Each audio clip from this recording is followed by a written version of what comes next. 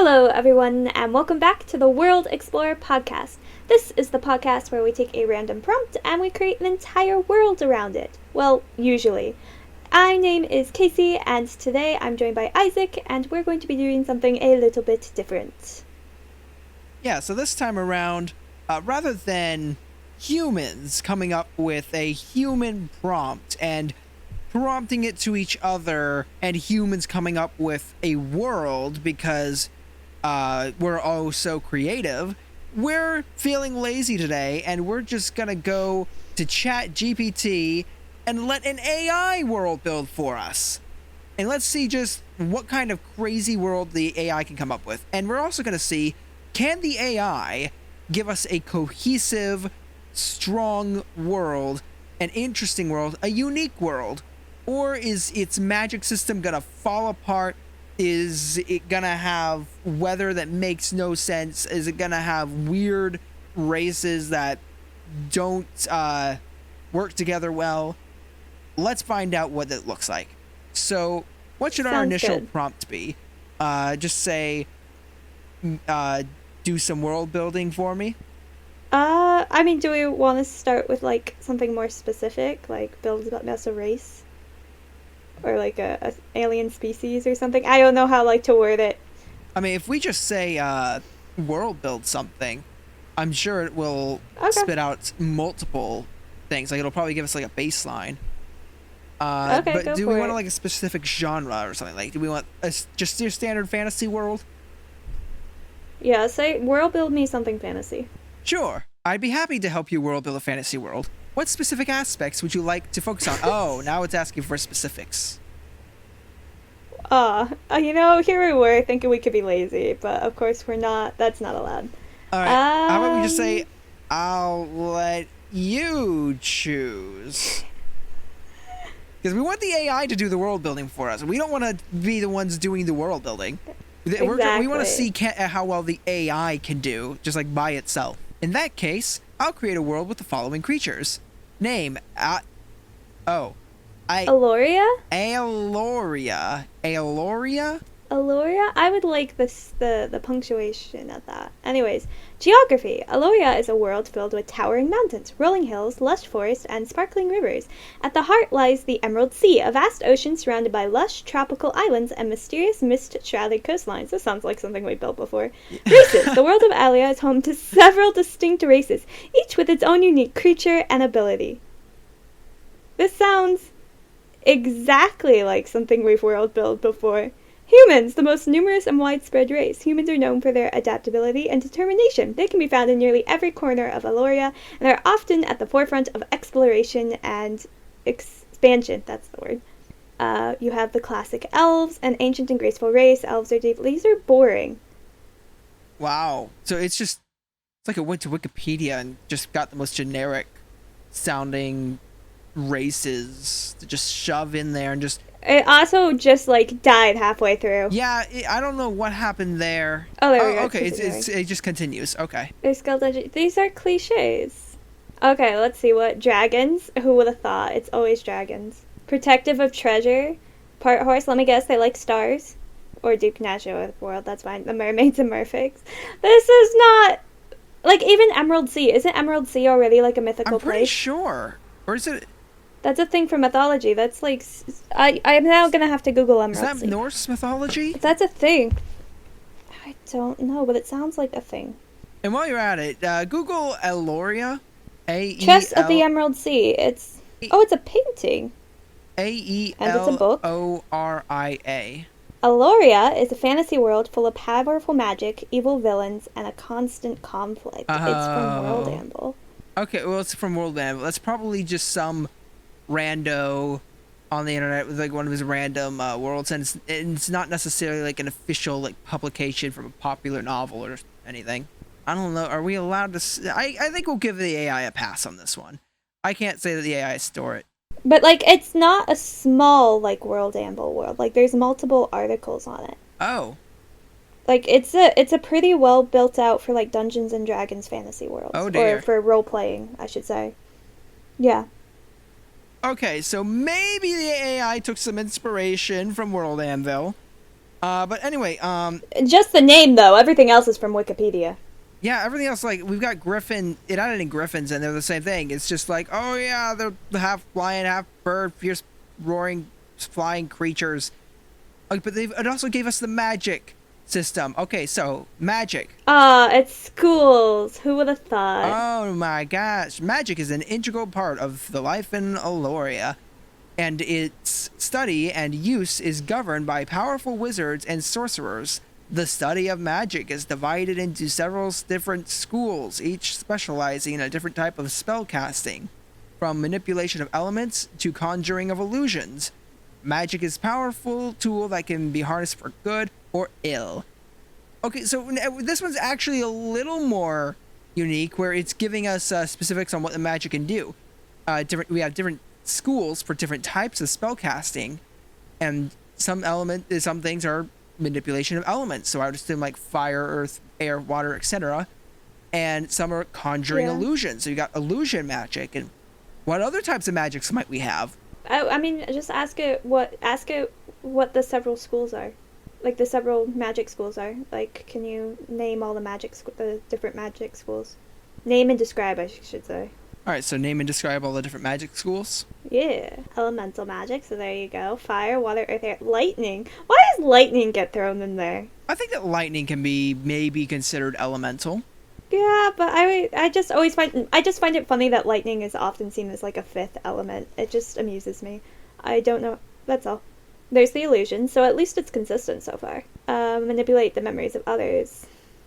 I also realize like people who are watching can't see what we're seeing, so I'm gonna read some of these.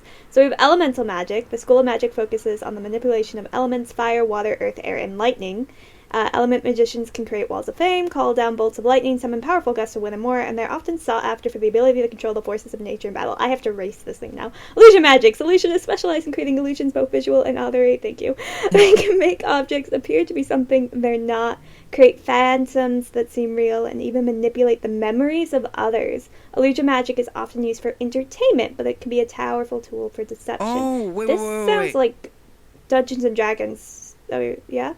Yeah, I was just wanting to stop there because I think that the illusion magic is actually genuinely interesting. I like the idea of like manipulating memories and stories. It's just always an interesting tool. It just seems like like when you can manipulate someone's memories and manipulate the surroundings around people, like that is an incredibly powerful ability when used properly. Especially like I could see this being used in so many ways for something like psychological warfare, or it could be used like we've seen Magisterium from Spider-Man and how effective that sort of thing could be. Only if you have the ability to now alter people's memories, this is like Magisterium on a whole nother level. You often see like this type of magic in stories, but it's almost always underutilized. And I think it's because the writers themselves realize just how like drastic introducing this is to their story, and so they try to play it off so they can have it for that like one little element in the story they want it, but it doesn't like override the entire world. And that always bugged me, because memory manipulation is such a fun thing to write about. Because again, I love psychological stories, and this combines magic and fantasy with like a psychological element that's just fascinating. Yeah, but like to the level that it's describing this, like it sounds to me like this really is going further than most other world builders do, where usually it's like, oh, I made myself appear like a giant monster, or I made a wall appear in front of me so that I can hide from enemies, something like that. But this is like the way that this seems, the way they're describing it, it just seems like these types of illusions could be used in so many crazy ways in terms of for the sake of combat. But it is interesting, though, that the AI is following under the classic cliche and says this magic is often used for entertainment.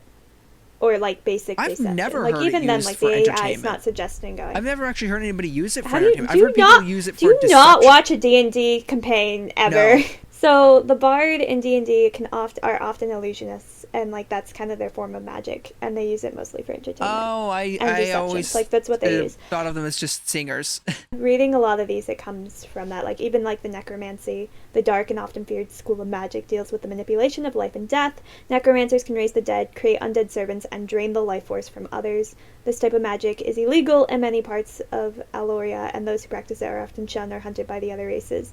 Like again, this guy, it's definitely drawing. Like if you want the most cliche worlds, it definitely seems, or one with the most like popular features, it definitely seems to be drawing from Yeah, a that. lot of it is, this world feels very, very standard. Like there was no uh real creativity put into it.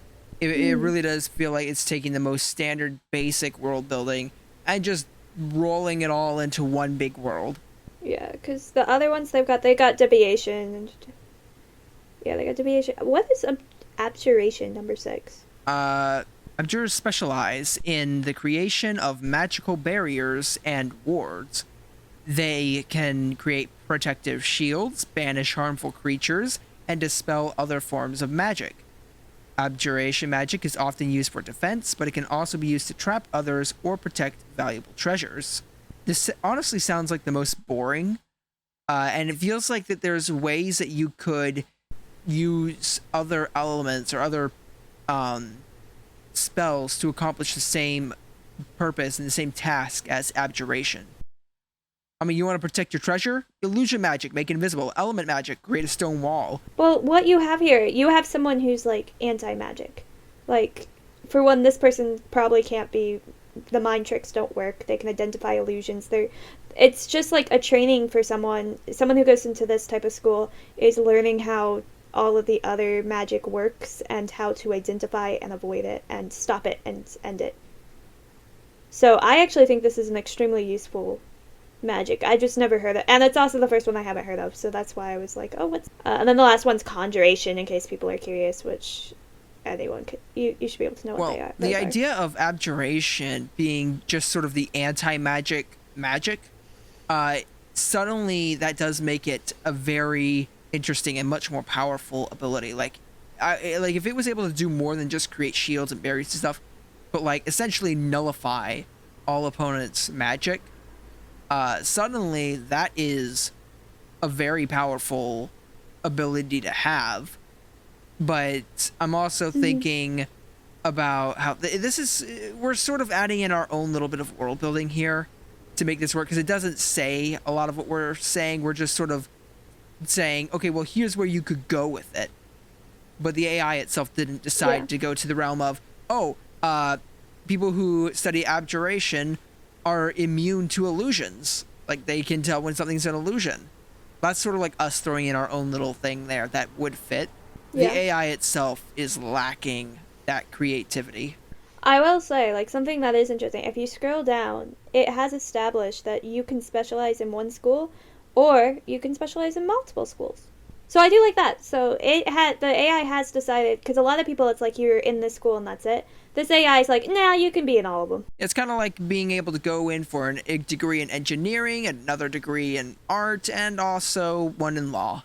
Or you could just be me and like technical writing degree, and then just decide, nah, screw it, we're gonna go history instead. Yeah, like it's People yeah, change it's not their like minds. you're bound to any one specific thing. But I'm also thinking, if it's a matter of study, you could have the one guy who's like, he's all about illusions. He knows how to do all the illusion magic, but then he might know one or two elemental spells. Which could then make it like if people think he's just an illusionist, and then he throws out like a firebomb in the middle of it, that could trick some people and get some people Like killed. the idea that like you could have, this is again like Magisterium on another level. You can have your illusionist that is every once in a while throwing out real spells, and when you can't tell what is real and what is fake, suddenly you don't know where you should be on guard from.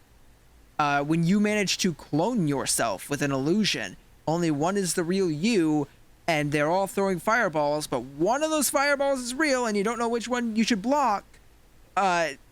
It's a very powerful ability. I am curious though who can use the magic in this world. Okay, so I imagine it's open to everybody, but we can ask the AI who can use it. I mean, it might, because we're asking it, it might go ahead and add in an extra layer of information where it's like, oh, yes, only these certain races can use it, or these people of nobility, or whatever. That's kind of what I'm All right. hoping. Let's see what it says. It's not limited. However, not everybody has the innate talent to wield magic. Those who do possess the gift of magic are called magicians. Magicians come from all walks of life and all races, and their powers can manifest at any time, often in response to a traumatic event or moment of great emotional intensity. Some are born with a natural affinity to magic, while others must work hard to develop their abilities through years of study and practice. There are also those who seek to gain the power of magic through other means, such as making deals with demons or other dark forces, or by stealing the power of other magicians. These individuals are often shunned by the larger magical community and are often seen as a threat to the balance of the magic in the world. In general, the use of magic is tightly regulated in Aloria, and there are strict laws governing its use. Magicians who abuse their powers or who use their magic for malicious purposes are often hunted down and punished. Those who use magic for good, on the other hand, are often held in high esteem by the other races and seen as valuable members of society. Oh, okay. Now we're actually getting into some interesting world building. I know. I have like other things, like a government that's like how does like what power does the government have to stop these magicians? I imagine that there's like other magicians employed to go and stop these magicians, like a magician police force. But again, this is us world building. If we start putting that sort of stuff in, we want the AI to world build for us. So just ask it. I'm yeah. curious what they would use. I think that's like the next question I would want to know. It feels very Star Wars now. Yeah, like, hold on. Anyone can have it. Some are connected, but others have to have like deep training to become one with the Force. Yeah, at first, when it first started describing it, I thought it sounded a lot like the Force, where some are stronger with it than others, and you need training to really hone your abilities and everything. But then when it added on this extra line of, there are also those who seek to gain power of magic through other means, such as making deals with demons or other dark forces, or by stealing the powers of other magicians. And I'm like, this is the sort of area where, ignoring episode 9 of Star Wars, you can't just steal the Force from someone. I didn't hear any of that sentence. The sequel trilogy sucks. It broke so much, but we're ignoring what they did in episode 9. But yeah, in this world, you can actually steal the magic from others, and you can also gain magic through making deals with demons or other dark forces, whatever those forces may be. I'm like, that is interesting. So you've got your hard work method, the long, difficult journey of working at it and studying it, but then you've got your shortcut method to just try and instantly gain that power. Now, what the cost is, I don't know. Okay, there's a lot of stuff to world build, branching off from just this one little section that it gave us. I mean, you also forgot, like, you could just have a traumatic experience. You just have your Spider-Man moment, and that could also unlock it. Yeah, it's just like, it's like, oh no, a loved one died. I guess I'll go into the Avatar state now. Yeah, that kind of thing. So what are we most interested in? Are we interested in the magic stealing, or in this government that can somehow, like, this government that has abilities to stop other magicians? I don't know. I'm really interested in both of these. I'll let you decide. I want to know what they do to stop magicians. Because I think that'll talk a lot more about, like, the political landscape, and then we could dive back into specific magic use afterwards. In Aloria, the government takes the threat posed by evil magicians very seriously. Good for them!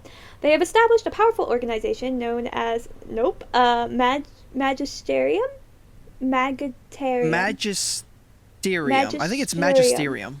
Which is like... Okay, that feels like such a cringy name. Magisterium. I bet it's out of something, and I'll look it up in a moment. Which is tasked with investigating and punishing those who use magic for malicious purposes. The Magisterium is made up of powerful magicians and non-magical individuals, and they have a wide range of powers and resources at their disposal. They have the authority to arrest and detain individuals suspected of using magic for evil purposes, and they also have the power to compensate magical artifacts and to seal off magical portals to other realms. Oh, that's a door. The Magisterium also runs a network of schools and academies where young magicians can learn to control their powers and hone their skills. These schools help to ensure that magicians are using their powers for the greater good and also help to prevent the spread of dark magic. In addition to the Magisterium, there are several other orders of powerful magicians who specialize in hunting down and defeating evil magicians. These orders are highly secretive, and only the most talented and trusted magicians are accepted as members. They use their powers to track down and capture evil magicians, and they also work to prevent the spread of dark magic by destroying cursed artifacts and sealing off portals to other realms. Overall, the government of Aloria takes a firm stance against evil magicians, and they have put in place a number of measures to prevent their rise to power and protect their citizens of their realm. I'm about to see. The Magisterium sounds like a book.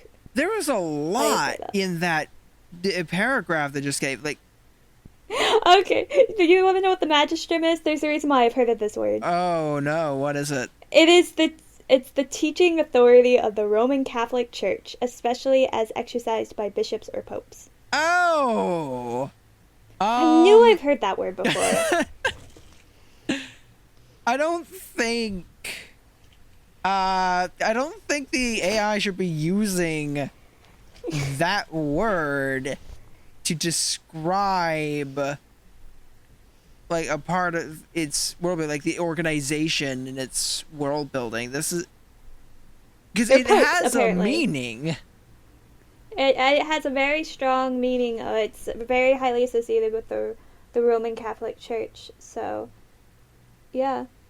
It's the church's authority. I mean, it makes kind of sense if you want to make that connection of, like, the idea of, like, good magics being, like, forces of God, and they're ruling the country and, like, banishing the bad people and all that stuff. So, like, I get it.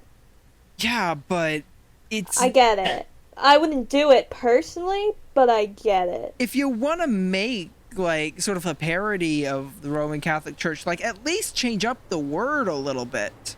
But no, they use the exact same word. There's your fun fact of the day, guys. I'm sure all of you guys who have any basics in Roman Catholic knowledge were probably shouting at me that that's what that word was. And you can also now tell me how to actually pronounce it. That'd be appreciated. Because I'm sure I'm doing it wrong. Okay, so... Anyway, there's a lot in this... There's portals to other realms. Yes, and it brought that up twice.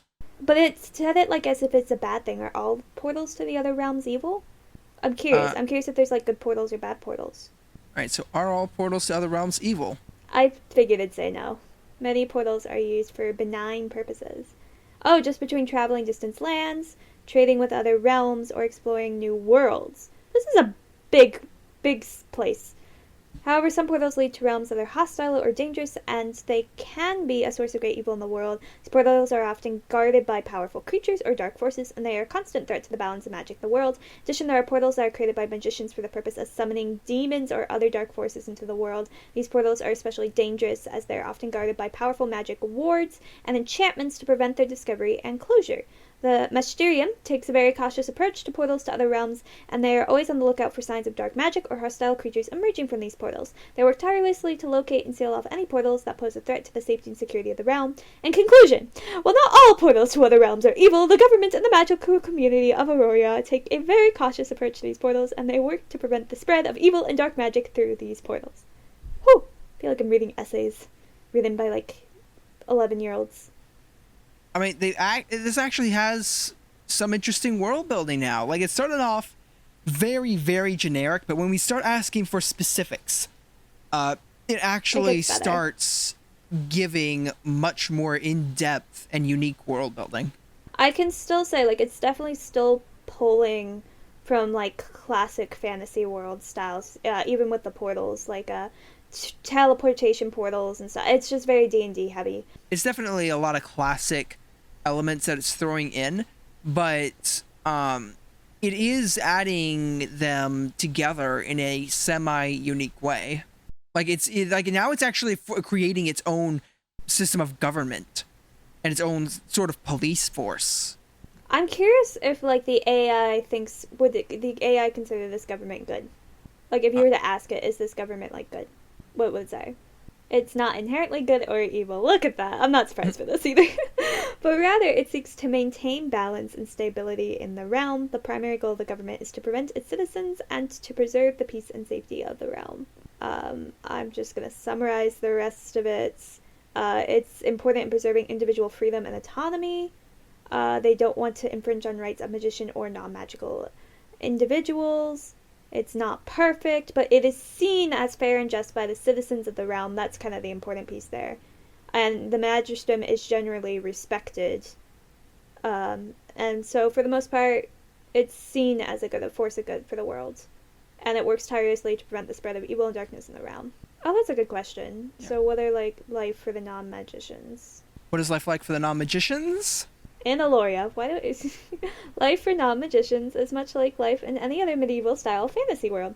Non-magical individuals are free to pursue their own interests and live their lives as they see fit. They are not discriminated against because of their lack of magical ability, and they are considered to be just as valuable and important as magicians. That's not like any fantasy world I have ever read about. The fantasy world that treats everyone who is not a magic user equally. Like, the only ones that are remotely like that are where there's practically no magic users,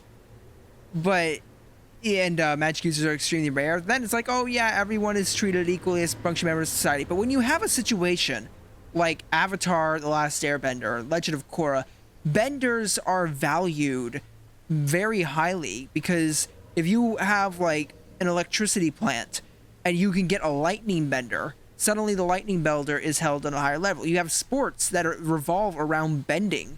You've got many jobs like construction, where an earthbender will have a massive advantage over anyone else.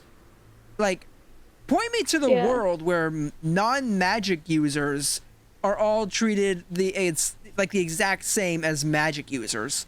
This is such an ideal world that this thing's building. Yeah, it's not putting in any conflicts. Like, it's like a utopia almost.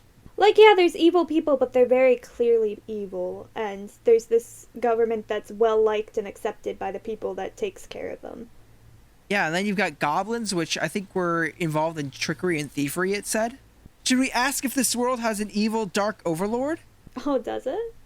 Let's find out. I'm going to bet you the answer is yes, just because we asked about it.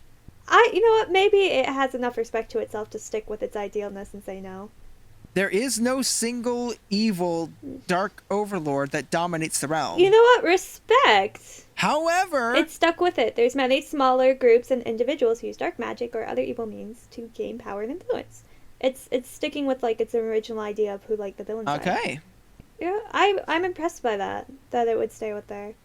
So there's just smaller groups and individuals who use evil means to gain power and influence. These forces pose a constant threat to the stability and security of the realm, and the government and the magical community work to prevent the spread of evil and to protect the realm from these dangers.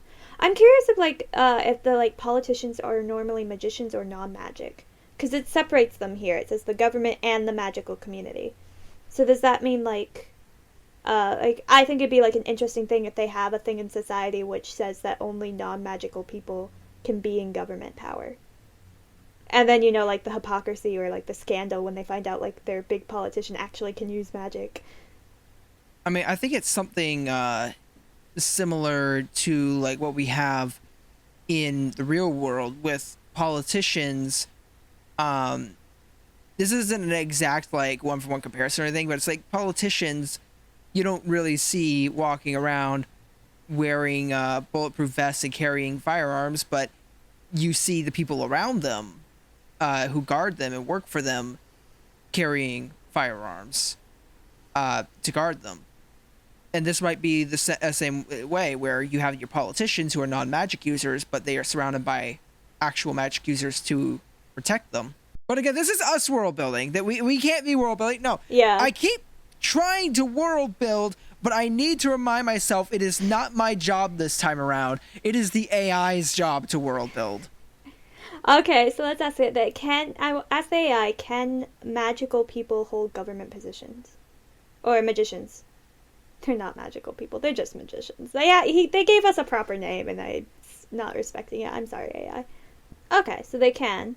The government recognizes the importance of being a diverse representation of individuals from different races, backgrounds, and magical abilities. Magicians are a valued member of the society and are respected for their knowledge and there's just no conflict. And mastery of magic, they are often sought after for their experiences and leaderships. So they can hold, they can be advisors and judges, and serve in local government positions. And then it just keeps on going, but they are free to participate. In conclusion, magicians are free to participate in political life of Aloria and to hold political positions if they choose to do so. The government values the contributions of magicians to society and recognizes the importance of having a diverse representation of individuals from different backgrounds and magical abilities serving in leadership roles. It's just too ideal. This entire world feels like so it. ideal. And it's like, in what little conflict there is, it's like, oh, yep, it's quickly squashed because we have a government that knows how to take care of it. Maybe we should ask, is there any corruption in the government? Ooh, that's a good question. Just looking for any level of conflict or espionage or, dark conspiracy theories or anything at this point. This government cannot be this perfect or ideal. It's just sad. As in any complex and large organization, there may be instances of corruption in the government of Aloria. However, the government is committed to preventing and mitigating corruption, ensuring that those who engage in corrupt practices are held accountable. Oh my gosh, this world is so boring. This AI, what's up? It's like, in conclusion, while instances of corruption may occur in the government of Aloria, the government is committed to preventing and mitigating corruption and ensuring that those who engage in corrupt practices are held accountable. The system of checks and balances, the strict ethical standards, and the ability for citizens to report instances of corruption help to ensure that the government remains transparent, accountable, and free from corruption. This world What is too this? perfect. This is like the Mary Sue of world building. This person's too attached to this government, but we can't tell it to break the government because that would be going against the rules we've set upon ourselves for this. Like we're just I'm just prompting it to maybe give it the opportunity by asking, is there any corruption? And it's like, no, not really. There's like a little bit here and there, but it's quickly good. squashed like everything else that's evil and horrible in this world. Like maybe we need to ask it about the demons. Or stealing magic. How does I'm curious, how does a magician steal the magic of another magician? I want the detailed process. Stealing the magic of another magician is a grave and forbidden act in Aloria.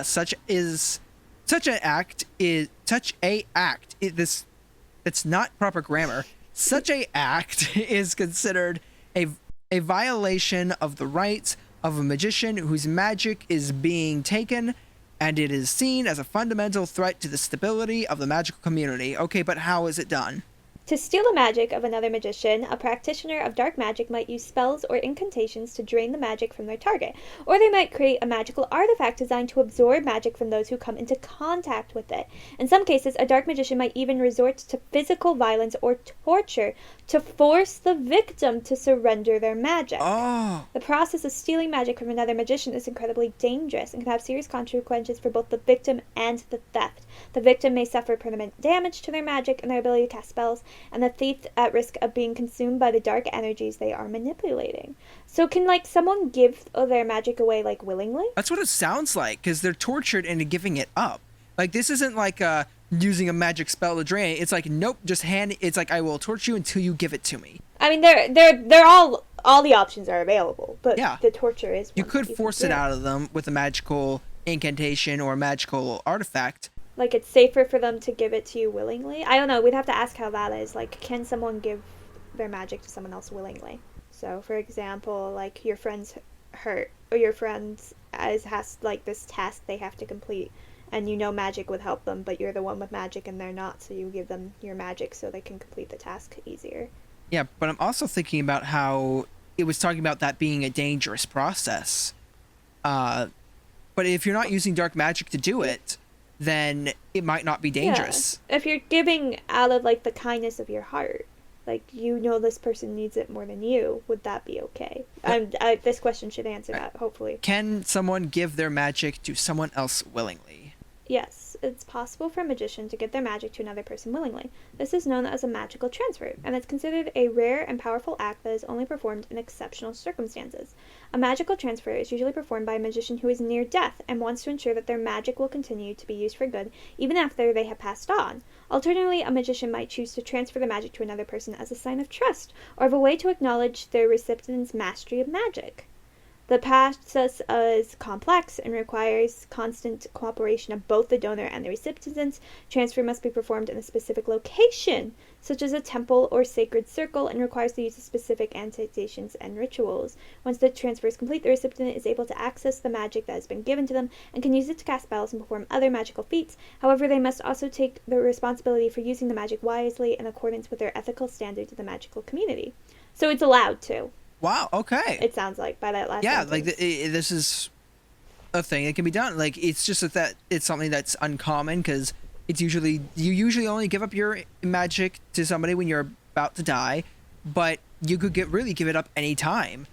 And you also have to be in that specific location, which is why it's so uncommon. But if you were to drag someone into a temple and restrain them and start torturing them, you could force them to give up their magic to you well before they die. So do we want to move on to like the demons then? So now that we've like established what that looks Yeah, like. because now we understand like how the draining of magic works. But like we're told that that you're required to use like some dark magic to do it. So Not maybe just yeah, ask, to drain other people's magic. or should I steal? I think that's the word it used. How does someone steal or drain magic from other people using the help of dark forces or demons? I love it's like that it feels like it has to let us know every time that this is condemned by the magical community. I'm like, we get it. We know. Thank you. Alright. Dark magicians who engage in this type of magic often make deals with demons or other dark entities in exchange for the power to steal or drain magic of others. These deals are often made without fully understanding the consequences of the power of the entities that are being invoked, and the dark magician may end up becoming enslaved or possessed by its entity they have summoned. To steal or drain the magic from another person, the dark magician may use a spell or incantation that draws upon the power of the dark energies. The spell is often performed at the location that is associated with negative or destructive energy. It's so interesting, like you have to be in a certain place, such as a haunted or abandoned building, or a site that has been desecrated or polluted. The process of stealing or draining magic through dark magic is incredibly dangerous and can have serious consequences. This is something that they've already talked about. You could be consumed. Huh. I do think the idea of you must be in a specific location is interesting, though, because that's not something you commonly see done. Is that, you have to be in a specific location for your certain magical abilities to work. Like, sometimes you see that happen, but usually it's like for a one-off spell or something, where it's like, we need to go to the top of this mountain to summon the goddess of whatever. Like, Merlin's like, the white goddess we need in the pool of water to be summoned to cure Guinevere. But, like, this one, it seems like it would be much more common. You must be in a specific location to do certain tasks. But it mostly seems to be in regards to dark magic. Like, it doesn't seem to be in regards to normal magic.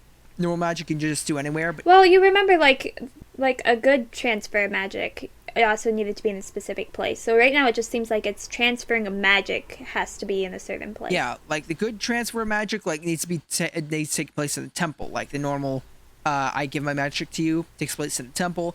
But this one, it's talking about like haunted locations. Why does the government allow these locations to exist? Oh, that's a good question. Let's ask that. So, why does the government allow these locations that are associated with negative or destructive energies to exist? Oh, so they can't always stop them from forming. Magic can have a profound impact on the land and environment. Dark magic can create pockets of negative energy that linger in the environment even after the magic has been cast. They can grow and merge, forming locations associated with them. So basically, they just can't get rid of them. Because like the magic just lingers there forever. Also, lack of resources seems to be a big thing. Some may be remote or difficult to access. In conclusion, while the government and Aloria recognizes the dangers posed by locations associated with negative or destructive energies, may not always have the resources or means to prevent them from forming or to completely eliminate them. The government works with the magical community to prevent the use of dark magic and to neutralize negative energy, but it may face challenges in doing so, particularly in remote or inaccessible areas. So should we ask it what resources it needs? Oh yeah, that's interesting. Like, what resource would it be lacking? How should I word this? What resources does the government need in order to get rid of dark energies? Sure. All right. What resources does the government need in order to remove dark energy from these locations? The resources needed to remove dark energy from these locations in Aloria can vary depending on the extent of the negative energy and the methods used to remove it. Some of the resources that the government needs include we got a list. Skilled magicians, magical artifacts, sacred sites. The idea, how does that work? Like, the idea of taking one sacred site to use to like remove another. I'm trying to figure that out too. I think that it's probably something like you go to a temple and, I don't know, ask a spirit or a god or something, hey, we need your help to remove this specific type of magic or energy from a specific location. I'm sorry, the public support paragraph really gets me. It's like public support. In order to successfully remove dark energy from a location, the government may need to enlist the support of the local population and the magical community. This may require public education and outreach programs to raise awareness of the dangers posed by dark energy and the importance of removing it. That's not good. something I've seen. I think this is the most unique thing that the AI has provided so far. I have never seen anything like this concept used in world building, where there's this dark location and you need the support, you need public support and education and outreach programs to raise awareness of these dark locations so that the public can help the government to go and get rid of these dark locations. That's not a thing I've ever seen done in world building before. Is it like the idea that the community's attached to this area? And so, like, but the government's like, this is a bad area, you shouldn't have it. But the community's like, this is an important part of our culture, we don't want it gone. So the government has to go out and do, like, public outreach to convince the people that, yeah, we do need to, like, do this ritual and you're gonna let us and this is why and we're gonna educate you on why. And then eventually they finally convince them. Wow. That's the only thing I could think of that, like, actually being needed. This is, like, too realistic. I don't know how I feel about it. The public support thing, like, it really does seem like it's basing it off of a lot of real life, real world scenarios, but used in the context of magic in this way, like, I've never seen that done before. I mean, it's not something we think about. We always just think about, like, the magicians and stuff in these worlds just jumping in and, like, fixing the problem and then leaving and that's it. But the idea of, like, in this society, the magicians can't just jump in and fix a problem. They have to go in and, like, work with the community to fix the problem, you know, like we actually have to do. I'm learning a lot about this in the program I'm in. Like, I can't just jump in a museum and, like, start educating people. You actually have to, like, build their trust, and you have to do outreach programs, and you have to go mingle with them, and you have to talk with them. And then you can start sharing history with them, and then you can start educating them, and then you can make programs for them and, like, better their lives and, like, help out and, like, build up this community around, like, their history and stuff like that. But so I laugh at that paragraph more so because I'm knee deep in a 2-year program that's that's what I'm learning how to do. Like, that's going to be my life for the rest. Like, that's the future I've picked for myself, is doing that public support type community. So I relate to it, and I just found it really funny because it's not something I normally see, especially in the fantasy world. Yeah, and especially, again, like in this context of magical solution solving dark magic problem. Again, it usually is hero goes, grabs the magic artifact, casts the spell, and throws it into the volcano or whatever it may be. Save the day. This one, it's just like, nope, gotta get the paperwork filled out. They gotta go and talk with people. Gotta organize an event. Yeah, and then we're gonna teach them why the volcano is acting like this way and how you can fix it, and then the people can do it themselves. It's like this this definitely has a, you can give a guy a fish, you feed him for a day, teach him how to fish, you feed him for a lifetime vibe to it. I'm for it. Yep. I think it's a fun element in this fantasy world. And it's definitely, again, it's more unique than it's been so far. Like all the other elements, like it's been slowly getting more and more unique and become a more and more distinct world the more we ask about specifics. Like every time we ask for specifics, it suddenly becomes more unique. Because it starts off with very generic, oh, we have griffins, they're half lion, half eagle, and they fly. We have merfolk, who's are half human, half fish creatures that live in the sea. And it's just like, yeah, these are very standard fantasy creatures. Like, but no, it's actually getting a little more unique. Do we want to make it like a two-part? Because I still have questions. We didn't touch the demons. We still have a bunch of races that we didn't do any development on. Like, I want to know more about the mermaids and the griffins and the elves and the goblins. Like, where do they live? What's their culture like? Like, do they all live in the same kingdom? Like, are they all in Aloria?